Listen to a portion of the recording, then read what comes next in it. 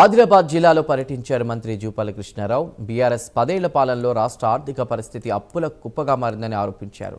కేసీఆర్ చేసిన అప్పులకు ఇప్పుడు వడ్డీలు కడుతున్నామంటూ కూడా చెప్పుకొచ్చారు. రాష్ట్ర ఆర్థిక పరిస్థితి అధ్వాన పరిస్థితిలో ఉన్నప్పటికీ ప్రజలకు ఇచ్చినటువంటి హామీలను పకడ్బందీగా అమలు చేస్తున్నామని తెలిపారు. మహిళల సంక్షేమంతో పాటు మహిళా సాధికారత కోసం ప్రభుత్వం కృషి చేస్తుందని వెల్లడించారు. రాజకీయ లాభాపేక్షతో సర్ పేరు మీద కాంగ్రెస్ పార్టీ అనుకూల ఓట్లను తొలగించేందుకు కేంద్రం ప్రయత్నిస్తోందని ఆరోపించారు మంత్రి జూపల్లి కృష్ణారావు.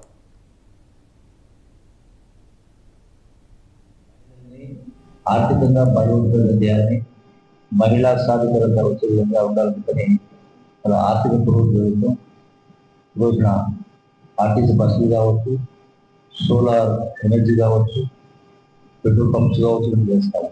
మరి బీజేపీ ప్రభుత్వం గొప్ప గొప్ప మాటలు చెప్తా ఉంటారు. ఈ జిల్లాలో కూడా 4 బీజేపీ శాసనసభ్యులు, అట్లాగే రాష్ట్రంలో 8 మంది బీజేపీ ఎమ్మెల్యేలు, 8 మంది ఎంపీలు ఉన్నారు.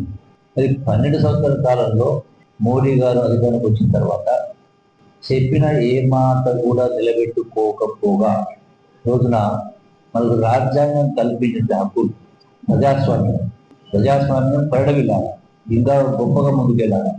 కానీ ఈరోజున రాజకీయ లాభాపేక్షతోటి సర్ పేరు మీద ఈ యొక్క ఓటర్ లిస్ట్ల యొక్క ప్రక్షాళన పేరుతోటి ఉన్న ఓటర్లను వాళ్ళకు అనుకూలంగా ఉండే విధంగా తీసివేసే కార్యాలు జరుగుతూ ఉన్నారు. రాహుల్ గాంధీ గారు బీహార్ నుంచి మొదలుపెట్టే జరిగింది ఈ ఓట్ చోరీకి సంబంధించి. వెస్ట్ బెంగాల్ చూసాం, బీహార్ చూసాం, అదే పరంపర కొనసాగే పరిస్థితి ఉంది. మన రాష్ట్రంలో కూడా అదే విధంగా చేసే ప్రయత్నాలు చేస్తారు.